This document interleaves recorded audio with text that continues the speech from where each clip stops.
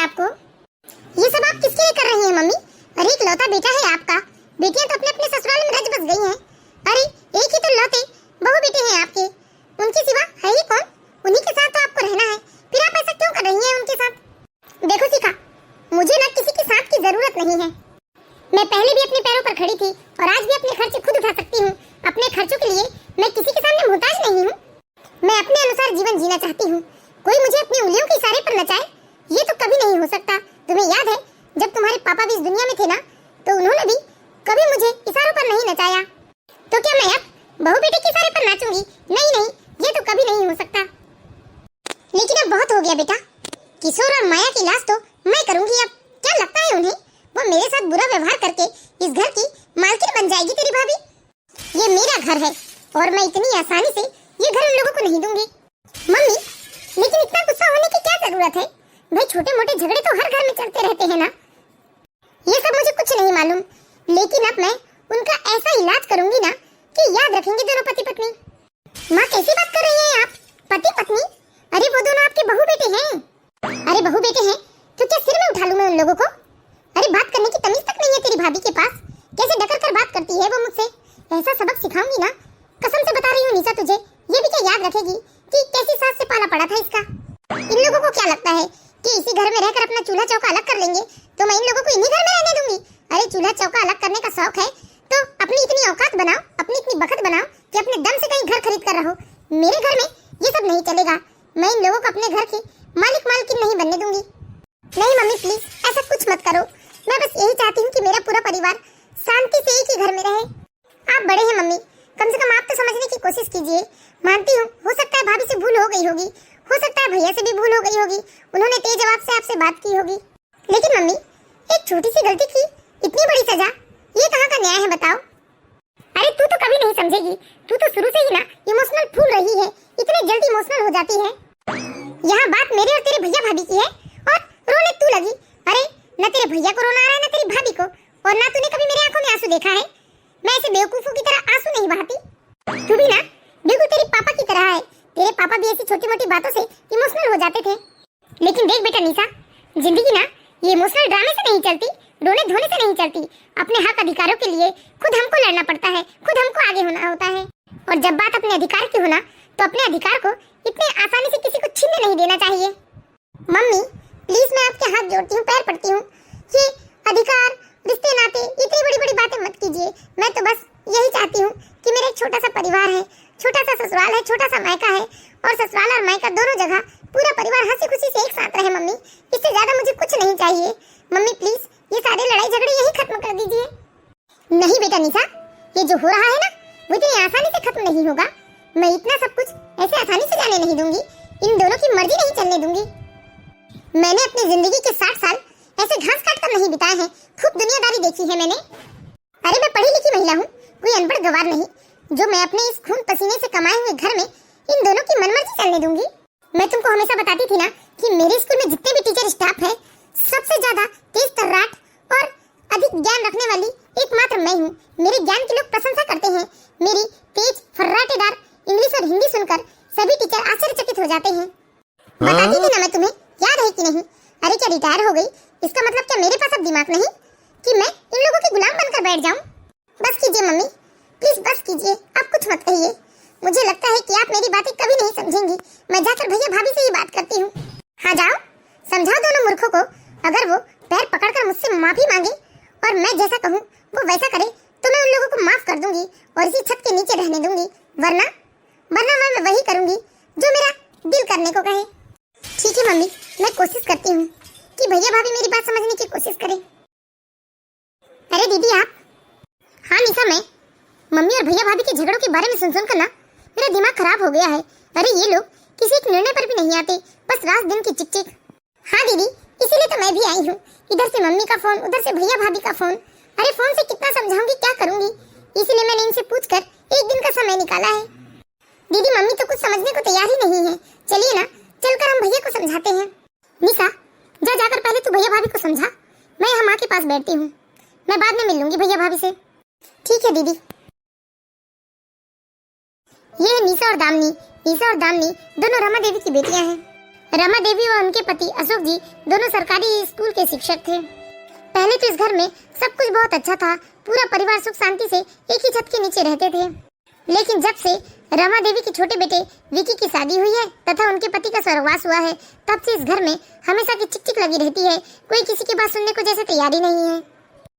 रमा देवी की दोनों बेटियों के ससुराल में बड़ी ही सुख शांति है। दोनों अपने अपने ससुराल में बहुत खुशी से रहते हैं। लेकिन जब से उनके भाई की शादी हुई है और जब से उनके पिता का स्वर्गवास हुआ है, तब से हमेशा उनकी मम्मी और भैया भाभी के बीच में घरेलू लड़ाई झगड़े चलते रहते हैं, जिसके चलते कभी भैया भाभी उन्हें फोन करते तो कभी माँ फोन करती। आजकल दोनों बहनें सिर्फ अपने मायके वालों के फोन से परेशान रहते हैं। इसीलिए आज दोनों बहनें निशा और दामिनी समय निकाल कर अपने मायके आई हैं ताकि अपने मम्मी को और अपने भैया भाभी को अच्छे से समझा सके। भाई, कम से कम तुम तो समझने की कोशिश करो। निशा, क्या पता माँ को कितना घमंड हो गया है इस घर का। अरे उनके ताने से हम दुखी हो चुके हैं। दिन रात उठते बैठते खाते पीते बस माँ के ही ताने। कोई बात नहीं मेरे भाई, अरे उनके तानों को, उनके कटु वचन को एक कान से सुनकर दूसरे कान से निकाल दो। आखिर वो है तो हमारी माँ ना। निशा, तू ही बता मेरी बहन, क्या माँ ऐसी होती है? हर समय गुस्सा कला और ताने सुनाने के मूड में रहती है। और निशा, इसी तू मैं से थक कर हमने अपना चूल्हा चौका अलग कर लिया है। यही तो दुख की बात है मेरे भाई। मैं बिल्कुल नहीं चाहती थी कि हमारे घर में कभी दो चूल्हे हो। पहले सब कुछ तो अच्छा था, लेकिन ना जाने अब क्या हो गया है। जबकि अब तो छोटा सा परिवार है, सब लोग हंसी खुशी एक ही छत के नीचे रहते, लेकिन ना जाने हमारे सेजते खलते घर को किसकी नजर लग गई है। निशा, कितना बर्दाश्त करें हम। माँ तो अब ऐसे जिद में अड़ गई है, कहती है कि वो हमें इस घर से निकाल देंगी। अरे ऐसे कैसे निकाल देंगी? क्या इस घर में हमारा कोई अधिकार नहीं है? यह घर हमारे पापा का भी तो है और इस घर में रहने का हमें पूरा अधिकार है। ऐसे कैसे माँ निकाल सकती है इस घर से? हर दिन उठते बैठते बस यही धमकी देती है कि वो हमें इस घर से निकाल देंगी। भाभी, बुरा मत मानिएगा, मुझे आपसे कोई शिकायत नहीं है, लेकिन मैं चाहती हूँ कि एक बार आप माँ को मनाने की कोशिश करें। अरे आपकी गलती नहीं भी है, तब भी आप माँ के सामने हाथ जोड़ ले। देखो, हाथ जोड़ने से आप छोटी नहीं हो जाएंगी। दीदी, मैं भी इंसान हूँ, मेरा भी आत्मसम्मान है। मैंने आपकी माँ से एक नहीं 10-10 बार माफी मांग ली है, लेकिन नहीं, आपकी मम्मी तो हर दूसरे दिन बस कला कलिस करना जानती हैं। अरे उन्होंने तो लगता है मुझे कभी दिल से अपनाया ही नहीं है। यहाँ तक वो मुझे मेरे काले रंग को लेकर तक टीका टिप्पणी करती है। आप ही बताइए ना दीदी, मैं कब तक ये सब बर्दाश्त करूं? और वैसे भी आप लोगों ने ही तो मुझे आपके भाई के लिए पसंद किया है ना। मैं अपनी मर्जी से तो इस घर में नहीं आई हूँ, जो मम्मी जी हमेशा मुझे काली कलोटी, करमजली और ना जाने क्या क्या कहते रहती है। इसलिए दीदी, मुझे माफ कीजिएगा। मेरी बातों का आपको बुरा लगे तो 2 रोटी ज्यादा खाइएगा, लेकिन मैं मम्मी जी से माफी नहीं मांग सकती। बेचारी निशा सोच में पड़ जाती है। न उधर माँ किसी बात को समझने सुनने को तैयार है और ना ही इधर भैया भाभी। आखिरकार निशा मम्मी और भैया भाभी को समझा कर थक जाती है, पर कोई समझने को जैसे खाली नहीं था। इसलिए निशा अपने ससुराल के लिए निकल जाती है, क्योंकि निशा के अपने ससुराल में उसके 2 बच्चे और पति भी है, जिनकी देखभाल भी निशा को करनी है। अरे निशा, क्या हुआ? इस तरह से चेहरा क्यों लटका कर रखा है तुमने अपना? लगता है निशा तुम्हारे मायके में फिर कोई बात हो गई। हाँ जी, लेकिन आपको कैसे पता चला? अरे भाई, मेरी बीवी को मायके की पंचायत के अलावा और दुखी क्या है? सच कहूँ निशा, मैंने किसी के घर में इस तरह की बातें नहीं सुनी। बड़ा अजीब लगता है मुझे। हाँ जी। अच्छा ठीक है, मुझे ऑफिस के लिए देर हो रही, मैं निकलता हूँ। ठीक है? ठीक है। अजीब तो लगेगा ही जी आपको, क्योंकि जब तक आपके मम्मी पापा जीवित थे, इस घर में सास ससुर और बहू के बीच में अटूट प्रेम बना हुआ था। हमारे घर में हमेशा शांति और प्यार ही रहता सबके बीच, और अभी भी तो देवर अनाथ सबके बीच में कितना प्यार है। भगवान लाख लाख शुक्र है आपका, जो आपने मुझे ऐसा ससुराल दिया है। मायके से ज्यादा अपनापन, प्यार और शांति तो मुझे मेरे ससुराल में मिली है। कोई सुनेगा तो शायद उसे इस बात पर भरोसा नहीं होगा। अच्छा है अगर मेरा ससुराल भी ऐसे ही होता, जहाँ रात दिन का चिक चिक और लड़ाई झगड़े होते, तो ना जाने मेरा क्या होता। ना मायके में सुकून मिलता मुझे और ना ही ससुराल में चैन। अरे अभी तक तुम यहीं बैठी हो? अरे आप भी तो ऑफिस के लिए निकल गए थे ना, फिर अचानक वापस कैसे आ गए? बस घर से थोड़ी दूरी पर ही निकला था कि फोन आ गया ऑफिस से कि आज तो मीटिंग है, तो 12 बजे ही ऑफिस आना है। चलो अच्छा है ना, कम से कम इसी बहाने मैं इत्मीनान से बैठकर 1 घंटे तुम्हारे साथ बात तो कर सकता हूँ। बताओ, क्या कुछ हल निकला तुम्हारे मायके में? अरे नहीं जी, माँ तो बस वही जिद लेकर बैठी है कि घर के हिस्से कर दूंगी तो पता चलेगा। अरे आप कैसा हिस्सा? वैसे भी तुम्हारी माँ ने तो बीच वाले दरवाजे से दीवार खड़ी कर दी है ना। एक साइड तुम्हारे भैया भाभी रहते हैं, एक साइड तुम्हारी मम्मी। मम्मी कह रही थी लीजिए कि दीवार खड़ी हो जाने के बाद भी उन्हें शांति नहीं है। अब मम्मी चाहती है कि वो अपने हिस्से का मकान बेचकर कहीं और मकान खरीद कर रहेंगी। ओ नो, ये सब क्या होता जा रहा है? तुम्हारे मायके का मैटर तो सुलझने की बजाय और उलझते ही जा रहा है। फोन आ गया फिर से। कोई बात नहीं, तुम बैठकर आराम से बात करो, मैं तब तक अपने कुछ जरूरी फाइल निकाल लेता हूँ। इस फोन के चक्कर में तो आजकल मैं अपने परिवार वालों को भी समय नहीं दे पाती। निशा को लगातार कभी भैया भाभी का फोन आता, कभी माँ का फोन आता, कभी बड़ी बहन का फोन आता। असल में निशा इस फोन के चक्कर में बहुत परेशान हो गई थी, क्योंकि इस फोन के चक्कर में निशा न ही अपने बच्चों को समय दे पा रही थी और न ही अपने पति को, और न ही घर की जिम्मेदारियां अच्छे से निभा पा रही थी। खैर, अभी तो बड़ी बहन का फोन था जो निशा से कुछ जरूरी बातें करना चाहती थी। निशा ने भी इत्मीनान से अपनी बहन की बातें सुनी। हाँ दीदी, मेरे आने के बाद क्या बात हुई वहाँ? हाँ निशा, मम्मी तो जिद पर बैठी है कि वो घर के हिस्से करके रहेंगी। बोलती है कि घर के हिस्से हो जाएंगे तब भैया भाभी को पता चलेगा। लेकिन दीदी, अब कैसा हिस्सा? अब तो घर के बीच में दीवार है ना। अरे निशा, मम्मी कह रही थी कि दीवार खड़ी होने के बाद भी उन्हें शांति यही मिल रही है और वो अपना हिस्सा बेचकर कहीं और जाकर रहने लगेंगी। देख, मैंने भी मम्मी से साफ साफ कह दिया है, अगर घर बिकेगा तो उसमें से एक हिस्सा मेरा भी होगा। क्या ऐसा कह दिया आपने? तो क्यों ना कहूँ? अरे कानून है यार, तेरा भी तो चौथा हिस्सा है। अरे छोड़ना मत अपना अधिकार, ये हमारा अधिकार है, हमें तो अपना अधिकार लेना ही चाहिए। ठीक है, मैं तुझे थोड़ी देर में फोन करती हूँ। लगता है तुम्हारे जीजी आ गए हैं। ठीक है दीदी, मुझे समझ में नहीं आ रहा है इन लोगों को आखिर क्या हो गया है। क्यों निशा, फिर से कोई बात हो गई क्या? हाँ जी, वही प्रॉपर्टी को लेकर, मकान को लेकर। दीदी मुझसे कहती है कि उस घर में मेरा भी अधिकार है और मुझे मेरा हिस्सा नहीं छोड़ना चाहिए। सच कहूँ निशा, कई बार मुझे सोचकर ही हंसी आती है कि तुम कहाँ और तुम्हारे मायके वाले कहाँ। तुम इतनी अलग कैसी हो यार? मम्मा, आपने हमारी मैगी बनाई? आई एम सॉरी बच्चों, मैं तो भूल ही गई थी। लेकिन कोई बात नहीं, मैं बस 5 मिनट में मैगी बना देती हूँ, ठीक है? जब तक जाओ तुम लोग फ्रेश होकर आ जाओ। ओके मम्मा। हे भगवान, ये आजकल घर में 1 मिनट की भी शांति नहीं है। और मैं भी ना बच्चों पर ध्यान दे पाती हूँ और ना ही बच्चों के पापा पर। पूरे टाइम कभी माँ का फोन, कभी भैया का फोन, तो कभी दीदी का फोन। मेरे तो सिर में दर्द होने लगता है। अरे मैं भी ये क्या लेकर बैठ गई? जल्दी से बच्चों के लिए मैगी बना देती हूँ। ठीक है बेटा, अब खा लो तुम लोग मैगी। मम्मा, आप भी हमारे पास बैठिए ना। अच्छा ठीक है। इधर निशा अपने बच्चों के कहने पर अपने बच्चों के पास बैठी रही थी कि तभी फिर से निशा का मोबाइल बजता है। ओ मम्मा, फिर से आपका फोन आ गया। अब फिर से आप बिजी हो जाएंगी। हाँ मम्मा, आजकल आपका ज्यादा समय फोन में ही जाता है। अरे बच्चों, बस कुछ ही दिनों की तो बात है। वैसे तुम्हारे मामा जी का फोन आया है, 2 मिनट, मैं अभी बात करके आती हूँ। हेलो, हाँ भैया। निशा, नीलम दीदी का फोन आया था। वह कह रही थी कि घर में उनका भी हिस्सा है। बता निशा, क्या कमी है दीदी के घर में? अरे दीदी के ससुराल में रुपए, पैसे, गाड़ी, हर चीज तो है, फिर दीदी के मन में भी लालच। अरे दीदी को तो मम्मी को समझाना चाहिए, तो उन्हें समझाने की जगह उन्होंने अपने हिस्से की अलग ही राख छेड़ दी है। निशा, देखा तुमने दीदी कितनी लालची निकली। अरे मैंने कभी सपने में भी नहीं सोचा था कि दीदी कभी ऐसा कर सकती है। तू बता निशा, तू क्या कहती है? मैं क्या कहूँ भैया, आप सब मुझसे बड़े हैं, मैं ये सब सोचना ही नहीं चाहती। बस यही चाहती हूँ वहाँ प्यार और शांति बने रहे, सब लोग एक साथ हंसी खुशी से रहे। प्यार और शांति, वो भी यहाँ हम लोगों में से किसी एक के मरने के बाद इस घर में शांति हो सकती है निशा। जब किसी की अर्थी उठेगी ना, तभी माँ को चैन मिलेगा, तभी सुख शांति से रह सकती है। नहीं तो उनके जीते जी इस घर में कभी शांति हो ही नहीं सकती। ये कैसी बात कर रहे हैं भैया आप? क्या शांति से रहना इतना कठिन है दुनिया में? माँ इतनी भी बुरी नहीं है भैया कि आप लोग माँ के साथ नहीं रह सकते। निशा, जो साथ में रहता है ना, वही जानता है कौन कैसा है। तुम लोग तो 2 दिन के मेहमान बनकर आते हो और चले जाते हो। तुम लोगों को नहीं पता कि माँ बात बात पर कितना टॉर्चर करती है हम लोगों को। तू बस मुझे इतना बता कि तुझे हिस्सा चाहिए या नहीं? नहीं भैया, मुझे कोई हिस्सा नहीं चाहिए। पक्का? सोच ले फिर बाद में तू भी नीलम दीदी की तरह अपना हिस्सा मांगने खड़ी मत होना। कहीं तेरे मन में भी लालच जाग गया तो। नहीं भैया, मुझे कोई हिस्सा नहीं चाहिए। ठीक है निशा, याद रखना, तूने मना किया है। अब मैं भी देखता हूँ कि मम्मी चौथे हिस्से का क्या करती है। हे भगवान, समझ में नहीं आता इन लोगों के झगड़े कब खत्म होंगे। सुबह शाम इन लोगों की चिक चिक सुनकर तो मैं ही पागल हो जाऊंगी ऐसा लगता है। और भैया ये कैसी बात कर रहे थे? निशा, ज्यादा परेशान होने की जरूरत नहीं है। मैं तुम्हारी मनोदशा को अच्छी तरीके से समझता हूँ। इसमें तुम भी क्या कर सकती हो? तुम तो सबको समझाने की कोशिश कर रही हो, लेकिन कोई समझने को तैयार ही नहीं है। हाँ जी, ना मम्मी समझने को तैयार है और ना ही भैया समझने को तैयार है। मम्मी और भैया कोई कम थे क्या जो अब नीलम दीदी वो भी अपने हिस्से को तैयार हो गई और मुझसे भी कहती है कि मैं अपना अधिकार ना छोड़ूं।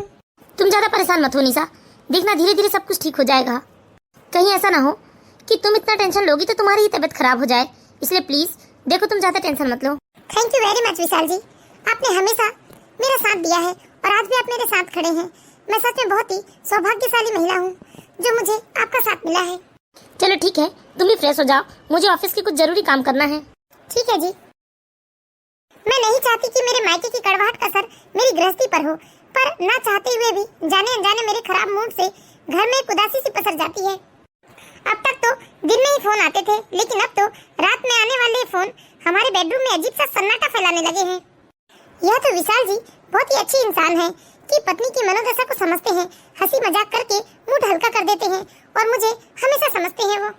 लेकिन ये तो जैसे रोज का सिलसिला सा हो गया है। इधर निशा मन ही मन में बड़बड़ा रही थी कि अचानक फिर से निशा की मम्मी का फोन आ गया। हेलो, हाँ मम्मी। हेलो, हाँ निशा। हाँ मम्मी। देख बेटा, तू अपने भाई से मत बताना कि तुझे हिस्सा नहीं चाहिए, तुझे मेरा साथ देना है। देख, तू अपने भाई से मत कहना, अगर तू अपने भाई से कह देगी ना तो मेरा केस और कमजोर हो जाएगा। क्या केस? आपने केस किया है मम्मी? हाँ, मैं आजकल लॉयर से बात कर रही हूँ। क्या मम्मी, किन चक्करों में पड़ रही हैं आप?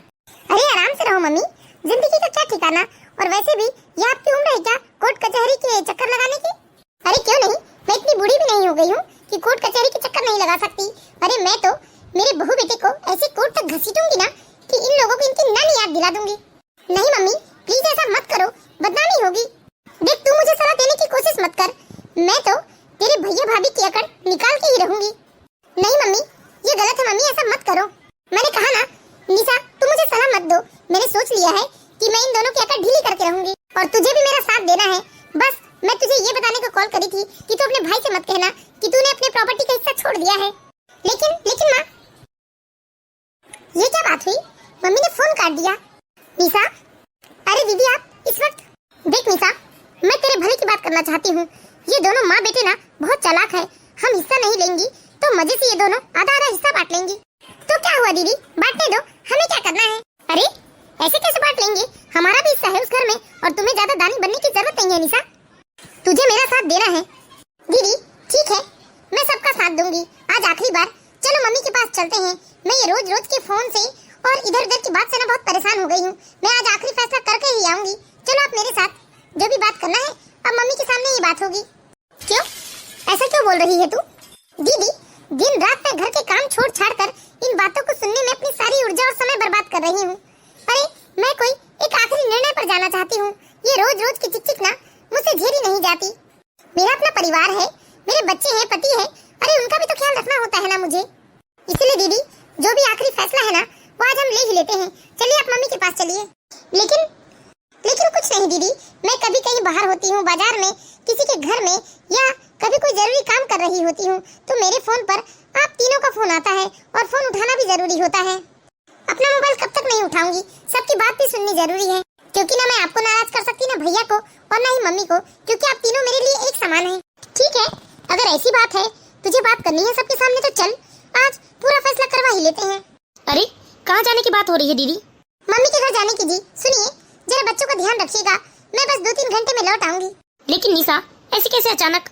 हाँ बस जरूरी काम है। देखिए, मैं ना इस रोज रोज के फोन कॉल से परेशान हो गई हूँ, मैं अपना कोई भी काम ढंग से नहीं कर पा रही हूँ, इसलिए मैं चाहती हूँ कि जो भी फैसला हो वो आज आखिरी फैसला हो ही जाए। अच्छा ठीक है, क्या मैं भी तुम्हारे साथ चलूं? नहीं जी, प्लीज आप बस बच्चों का ध्यान रखिए, मैं जल्दी लौट आऊंगी। ठीक है निशा, लेकिन देखो गुस्से में कोई उल्टा सीधा फैसला मत ले लेना। नहीं जी, ऐसी कोई बात नहीं है, बस आप बच्चों का ध्यान रखिए। चलिए दीदी, चलो निशा। सच में मेरी निशा इन तीनों माँ बेटे से कितनी अलग है। निशा फोन कॉल से बहुत परेशान हो गई थी, इसलिए वो अपने मायके पहुंच जाती है, क्योंकि वो एक बार में आखिरी फैसला करना चाहती थी।